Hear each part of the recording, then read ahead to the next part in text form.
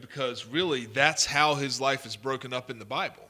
You've got your first 40 years, and then the second 40 years, and then the third 40 years of Moses' life. But there's not that much in the Bible on his first 40 years. So, we might be a little bit short tonight. And then the next 40 years, of course, he's getting ready. And then his third 40 years is where he actually leads the children of Israel and all that. That doesn't start, Peggy, until he's 80 years old.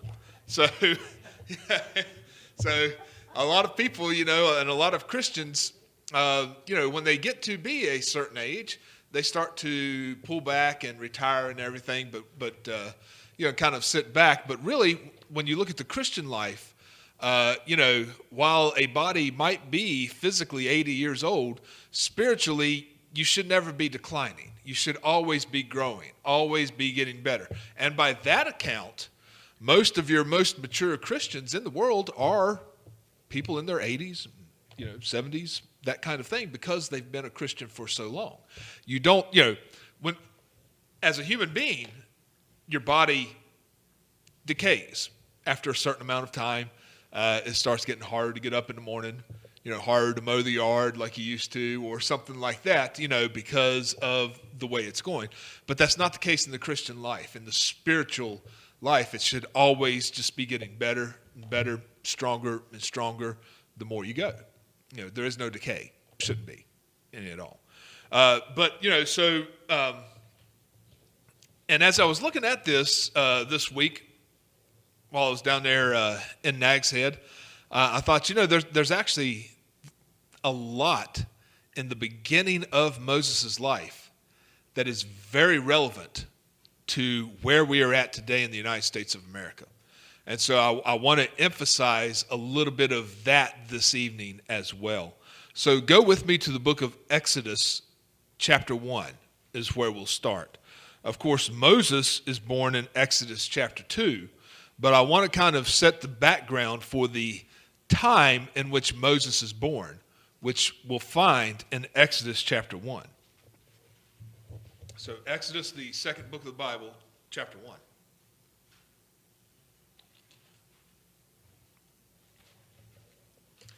And we'll begin in verse 15. Verse 15 of Exodus chapter 1.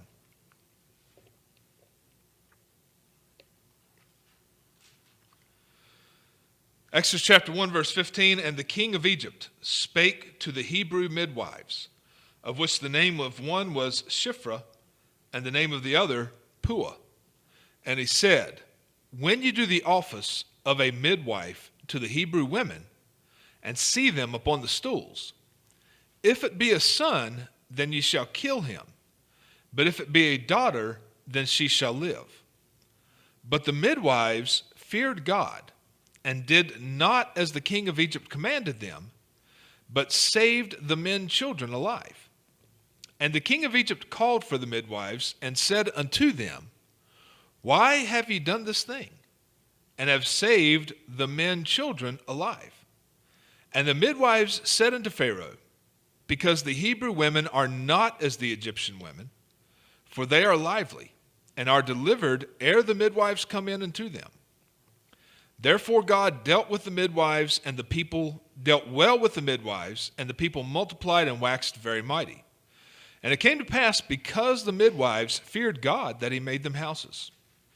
And Pharaoh charged all his people, saying, every son that is born ye shall cast into the river, and every daughter ye shall save alive. This is the time in which Moses is born, a time of rampant government-sponsored abortion. That is what this is. Because Pharaoh wants these midwives, and don't miss this, to see, and if that baby is a boy, kill it right away. Because don't kill it after it's born, kill it right at the process of being born. And, there have been a lot in our society today that are talking about, hey, we want abortions on demand all the way up to the time of birth. Yeah. Well, there's nothing new under the sun. This was actually going on back then. And it's interesting to me how similar it is to today's situation. Because why is Pharaoh wanting abortion? Why is he wanting these men, children, to be killed before they're even born? Because they come from the Hebrews. And the Hebrews are very strong. They're not Egyptians. They are what we would term today as immigrants, minorities, that kind of thing. If you look at abortion facts from the Centers for Disease Control website, you will find that in the United States of America, the primary target group for abortions are minorities. White women don't get abortions nearly as often as African American and Hispanic women. We see this on their website. Very interesting to me how the devil has gotten a lot better at deceiving people, because the Democratic Party of the United States of America have always said they are for African Americans, yet they want more of them killed. They want to keep them down. They want to keep them oppressed because they don't want African Americans to prosper. Otherwise, they wouldn't be hollering about abortion and wanting them to kill all their babies, because the way that African Americans can lift themselves up and become the most powerful group in the United States is if there's a lot of them. And that scares the Democratic Party to death, because make no mistake about it, the top of the Democratic Party, they're all white. And they do not want African Americans to be born. This is the way it is. So, here in this story, the Egyptians are scared to death of the Hebrews. And that's why they have abortion going on right here, targeting the minorities. Yeah. I always say, oh, yeah, but Kamala Harris is vice president. She has nothing to do with the Democratic Party. She's just a talking head. The real power behind the throne, they don't just come out. They're Joe Biden and those kinds, the people who've been in power for a long time. So anyways, it's amazing how they have them kind of deceived into thinking, hey, we are for you, when actually their policies are against them. But the devil is a master deceiver, and he is the god of this world. He is behind governments. So you can see that kind of thing here. Also, I've heard this said before. In this story, people get confused about the midwives in this story, and I just wanted to point that out as well. Pharaoh commands the midwives to kill the Hebrew boys. When that woman's getting ready to give birth, that Hebrew woman's getting ready to give birth, and you see that it's a boy, we want you to kill it right away. That's what Pharaoh told the midwives. But they do not do what he says. And he says, why are you not doing what I said? And the midwives say, because the Hebrew women have fast labor. That's basically what they say. And by the time we get there, the baby's already born. But probably the Hebrew midwives are making sure that the baby's already born before they got there. Yeah. And so sometimes people say, well, and of course God blesses these midwives for this, gives them houses. He treats them well. And I've had people say, well, isn't that God endorsing lying? Because didn't the midwives lie to Pharaoh? And I've heard people ask, people have asked that. Well, what about those midwives that lied to Pharaoh and said, well, the reason why we can't kill the babies is because they're already born by the time we get there? They're not lying. They're just giving him a reason. They didn't say, hey, they're more lively and the babies are already born before we get there. They didn't say, but we take our time getting there. They told him the truth. So they're not telling him a lie. They're telling him the truth. I don't know where that came about, where people have asked me, well, why did why did those midwives lie? Where does it say they told a lie at all? They didn't. They gave an excuse. But the excuse is true. They maybe didn't tell Pharaoh everything. Yeah, somebody tells me, I'm getting ready to have a baby and need the midwife. They didn't tell him, well, I took the scenic route or something like that. But that's not what he asked. He says, why aren't you doing this? Because the babies are born before we got there. Because this rule is not, hey, after the baby's born, kill it. Otherwise, there would be no problem. Right? If the midwife gets there, the baby boy's already born, they have to kill it right then. That was not the rule. The rule was when they were on the stool getting ready to give birth. If we see that it's a boy, kill it then. Not after it's already born.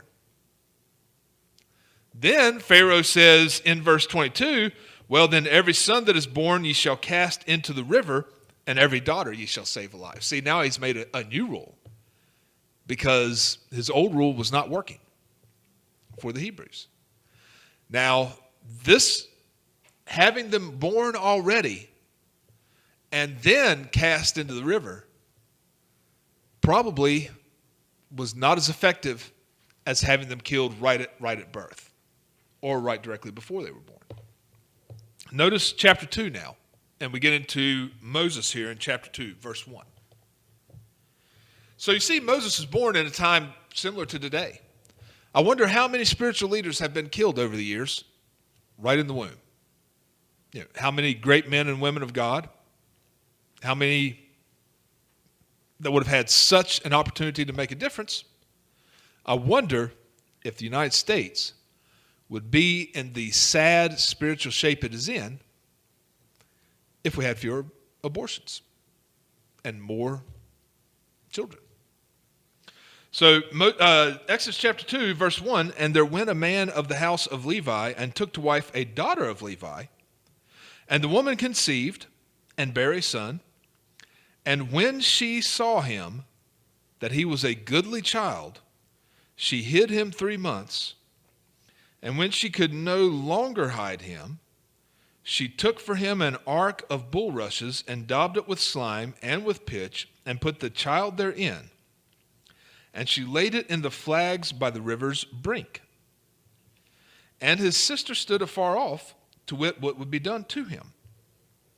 And the daughter of Pharaoh came down to wash herself at the river, and her maidens walked along by the river's side. And when she saw the ark among the flags, she sent her maid to fetch it. And when she had opened it, she saw the child, and behold, the babe wept. And she had compassion on him and said, this is one of the Hebrews' children.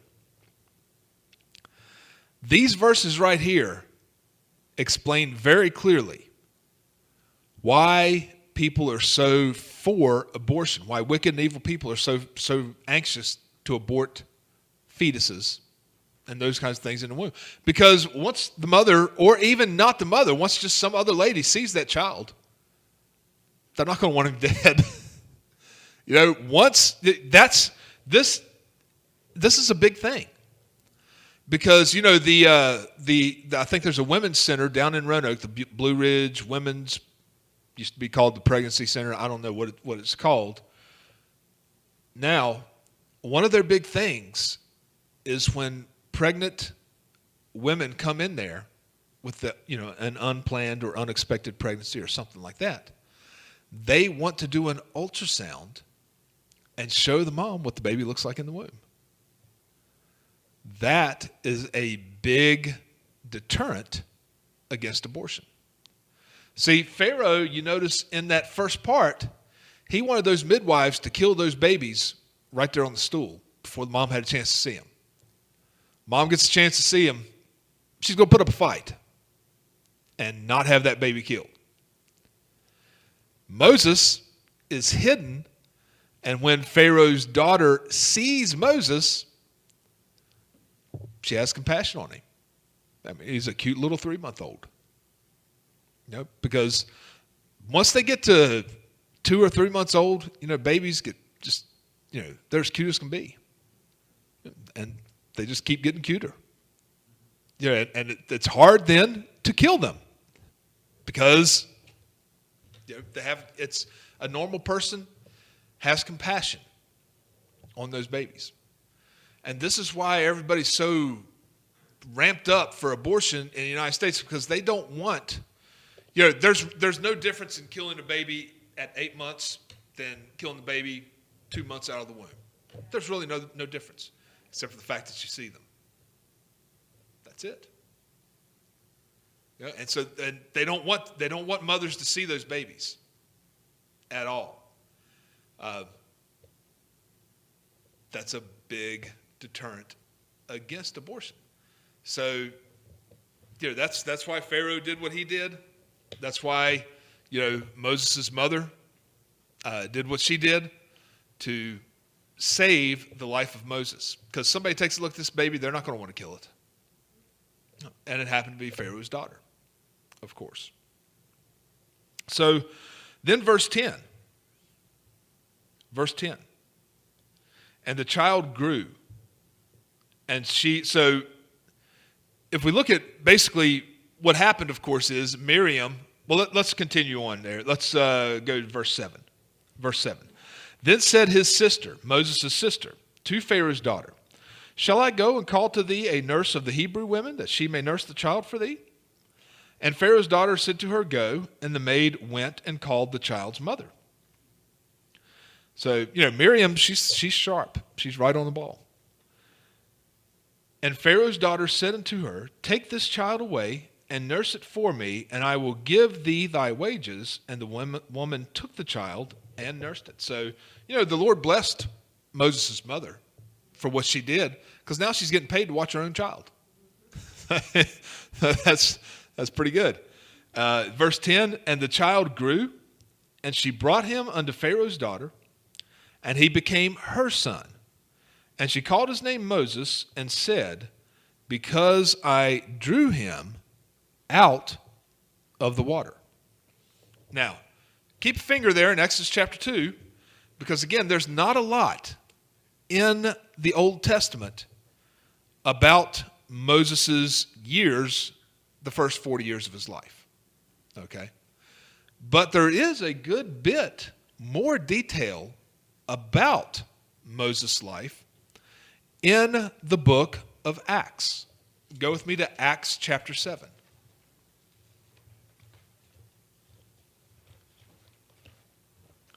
Acts chapter 7, and we're going to come back to Exodus chapter 2, but go with me to Acts chapter 7. So in Exodus chapter 2, verse 10, we see that Moses is raised by Pharaoh's daughter, and she calls him Moses because that must mean I pulled him out of the water in the Egyptian at that time. That's why she called him Moses. And so in Acts chapter 7, we have a great history of Israel, one that's often overlooked by people. Hey, if you want to flesh out some of what Moses' life was like, go to Stephen's summary of the history of Israel when he is defending himself right before he's stoned. Because all Scripture is given by inspiration of God, what Stephen has to say in Acts chapter 7 is accurate. And so we get more there about Moses' first 40 years than we actually get from the book of Exodus. So in Acts chapter 7, verse 19, Stephen says in Acts chapter 7, verse 19, the same dealt subtly with our kindred, and evil entreated our fathers, so that they cast out their young children, to the end they might not live. So this is right before Moses is born, where Pharaoh's trying to institute abortion and all that kind of stuff. Then in verse 20, in which time Moses was born. So this is the time that Moses was born in. You see there. In verse 20, and was exceeding fair, and nourished up in his father's house 3 months. And when he was cast out, because they had to put him in the ark in the river, Pharaoh's daughter took him up and nourished him for her own son. And Moses was learned in all the wisdom of the Egyptians, and was mighty in words and in deeds. So if we go back to, keep something there in Acts 7 and go back to Exodus chapter 2. So in Exodus chapter 2, verse 10, we see that Pharaoh's daughter raised Moses. And he became extremely well educated and was very mighty in words and deeds. He was a shining star in Egypt. Yeah, he was a probably very well known, very renowned as the grandson of Pharaoh. He was very educated. He was, and what's interesting is he was mighty in word and deed. And when God calls him, it's many years later to go back to Israel, what does he tell God? Oh, I can't speak very well. No, that's a dumb excuse. We know that actually, when you were growing up, you were a very good speaker and very educated. You could hold your own. But of course, fear causes him to throw out all kinds of excuses. Yeah. Oh, no, I can't speak very well or anything like that. Baloney. We know that you can.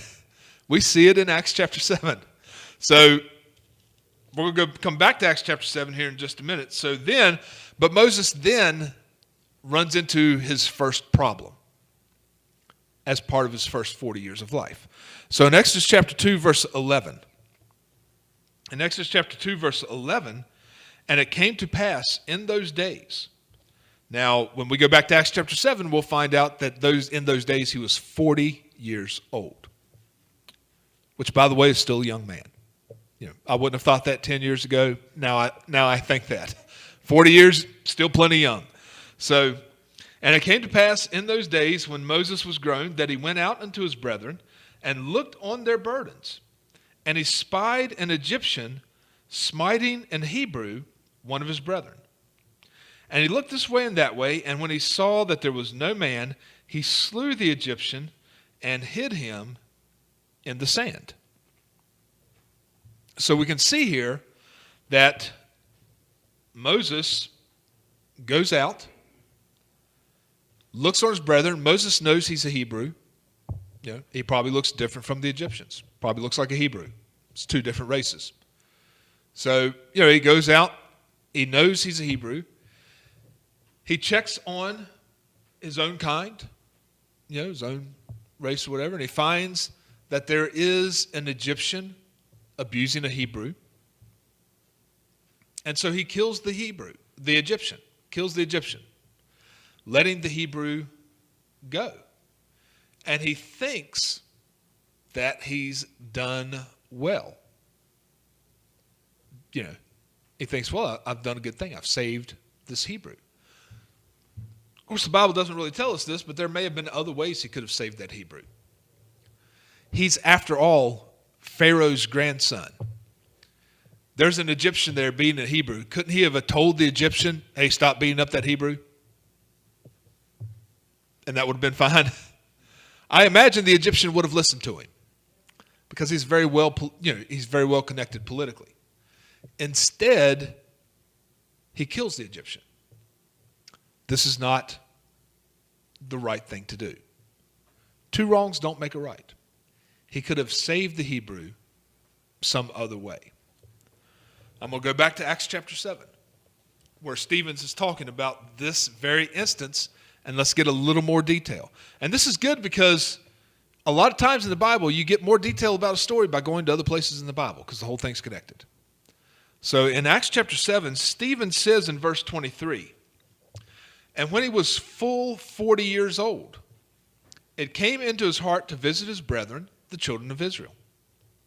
And seeing one of them suffer wrong, he defended him and avenged him that was oppressed and smote the Egyptian. For he supposed his brethren would have understood how that God by his hand would deliver them, but they understood not. You see, Moses, according to Stephen, Moses already knows that God is going to use him to deliver the children of Israel. And he probably thinks, hey, I do this good thing for the children of Israel by killing one of these Egyptians, and now they're going to all rally around me, and we're going to have this great civil war, and we're going to get out of here, and, hey, come to me, Moses, I'm going to be the leader. That's what he thought was going to happen. It's not what happened. Because that was not in God's timing, nor was it done the right way. Moses probably already knows, according to Stephen, that he is going to be the one that delivers the children of Israel out of Egypt. But God wants to make sure that everyone knows that it's God who delivers them and not Moses. Moses is still kind of a brash young fellow here. And he thinks, oh, yes, the Lord is going to be with me, and I'm going to lead the children of Israel out of Egypt, and things are going to be great. I'm a young man, full of life and everything. But everything is wrong here. Number one, Moses, I guess, didn't really consider the fact that now he's going to be a wanted man. He's killed an Egyptian. So, nobody there seems to be above the law because when Pharaoh finds out, he wants to kill Moses.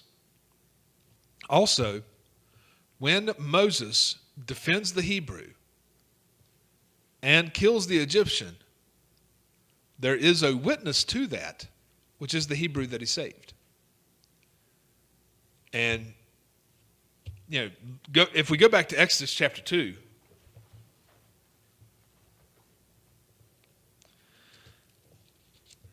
Exodus chapter 2, verse 13. In Exodus chapter 2, verse 13, and when he went out the second day, behold, 2 men of the Hebrews strove together, and he said to him that did the wrong, wherefore smitest thou thy fellow? And he said, who made thee a prince and a judge over us? Intendest thou to kill me as thou killest the Egyptian? And Moses feared and said, surely this thing is known. Well, of course it's known. It amazes me. We live in a day and time of the internet and all kinds of things like that. They didn't have the internet back then. After Moses killed the Egyptian, only one Hebrew knew what he did. And Moses did not tell anybody else. But it doesn't matter if you have zero technology or all of the technology in the world, gossip will spread like wildfire. In one day, everybody knows what Moses did. Yeah, because one person told his family, they told people. It doesn't take very long to say something. And by the second day, everybody knows what Moses did. There's nothing new under the sun. Gossip still spreads like wildfire. There's nothing secret. Everybody's going to know. And it's funny because, I hear these kinds of things, people are trying to hide some scandal or something. A spiritual leader or something tries to hide a scandal. If they couldn't keep it under wraps in Moses' day from one witness, what makes you think that you're going to be able to keep it under wraps today? Not going to happen.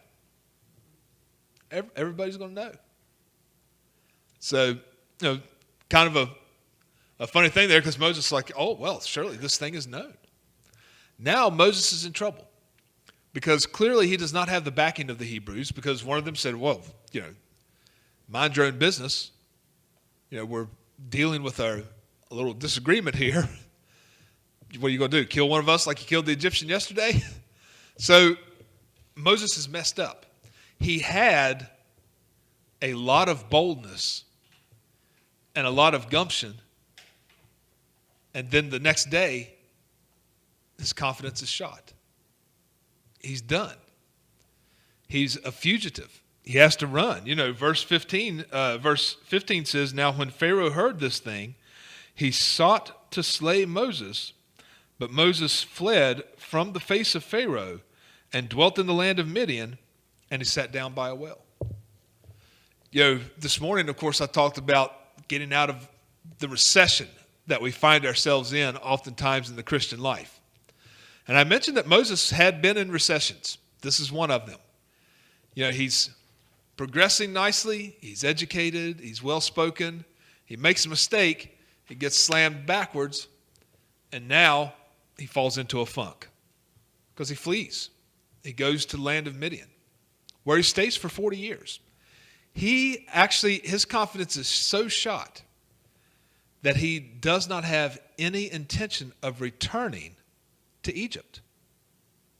The only way he goes back is because God calls him, through the burning bush. If God hadn't called him through the burning bush, he'd have never went back. He was like, you know what? I tried once, didn't work, I'm done. Yeah. So we can see a lot of things here in the first 40 years of Moses' life. Moses is a believer. Moses does realize that he's called of God, but he stumbles early and loses his confidence, all that. Plus he doesn't do things the way he's supposed to. Sometimes God takes a long time to work. We have to be patient. Moses had to be patient. He had to wait for 40 years before God called him, before God thought, okay, now you're ready to lead my people. Yeah. And look, there's something to be said for experience. And that kind of thing. There's a reason why, our founding fathers, for example, put age limits on a lot of the things. You have to be so old to run for Congress or senator, and so old to run for president, because young people mess it up. Even old people mess it up. But you want some experience in those leadership positions. Somebody who's made some mistakes. Yeah. There's no way, for example, just looking at this spiritually, I don't believe there's any way spiritually that a young man can go to seminary right out of high school, graduate from seminary at like 22, and then go right to work as a senior pastor somewhere and be successful. No, there's too much involved in it. Should be mentored. Shouldn't start out as pastor of, a church or something like that. Should start out as an assistant pastor or, somebody like that in the ministry to kind of work up, because to be a pastor, and I have learned this because I came from the school of hard knocks, but to be a successful pastor, you should have successful pastors that you are learning from, and that is more valuable than a seminary degree. Because a seminary degree doesn't teach you how to deal with people. It teaches you some knowledge of the Bible and things like that, but not some of the other things on how to lead a flock. So that only comes from experience. No doubt about it. So this church has been very patient with me because I kind of started out brand new. Although I was not a novice when I became a pastor, because I became a pastor at, the age of 39. So I was a Christian at the age of 6. So that's 33 years of being a Christian. And then also I had done some fill-in work. I've been a deacon for a number of years, etc. That kind of thing. And I still had a big learning curve. I was still a young man, because if Moses was a young man at 40, certainly I was a young man at 39 when I took this pastorship. But young people come out of seminary today and they're like, oh man, I got to have a job making, $90,000 a year. Being a pastor of a big church. They're going to fail. They're going to fail. They think they have to have the big job because they have to pay off their student loans or something like that. Yeah. And so they don't, they just don't see. And a lot of times they'll fail and, they'll crash and burn in flames, and then it shoots their confidence. Then they have trouble getting back. There are a lot of failed pastors out there in the world that are doing other things now that have no intention of getting back into the ministry because they failed the first time. just like Moses. So there's a lot that we can learn from the first 40 years of Moses, even though it only covers 2 chapters in Exodus, Exodus chapter 1 and Exodus chapter 2. But Stephen actually has a lot to say about it. And then, of course, Moses is mentioned as part of that first 40 years in the faith chapter in the book of Hebrews, Hebrews chapter 11, where instead of enjoying the pleasures of sin for a season, he chose to suffer with the Hebrews. In other words, he chose God's people over the world. And he did that in the first 40 years of his life, because he could have just said, you know what? Life is good. I'm fine. I'm well spoken. I'm mighty in words and deeds. I've got a great life. I feel sorry for the Hebrews, but what can I do? No, he didn't do that. He did step out and choose God's people over the world. Even though, and this is something that I did want to bring up as well, even though his education came from the world. Right? I mean, he was educated in the Egyptian public schools. The best school teachers and all that kind of stuff. He was educated by the government because he was part of the government. Yet he still was able to reject all the propaganda of the government. It can be done. If parents will take their children to church, their children have not enough common sense. And I've seen it. I've seen it in my own family. Young nephews and that kind of thing, whose parents take them to church. They get to school and they're taught about evolution and stuff like that. No, I don't believe that. I got nephews like that. That's baloney. I don't believe that.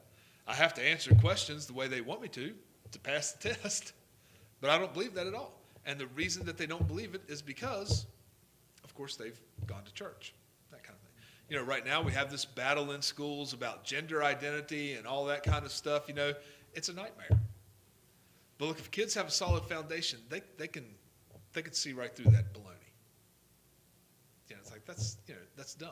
Of course, we know what a woman is and what a man is. It's easy enough. Even a child can figure it out before the government tries their best to brainwash them. So, Moses, even though he was educated and everything in the best schools in Egypt, he still rejected the world system for God's system. It is possible to do. Children today can do it. If Moses did it, then children today can do it. So that was another thing I wanted to point out also about Moses' early life. Let's pray. Heavenly Father, I thank you for this day, Lord.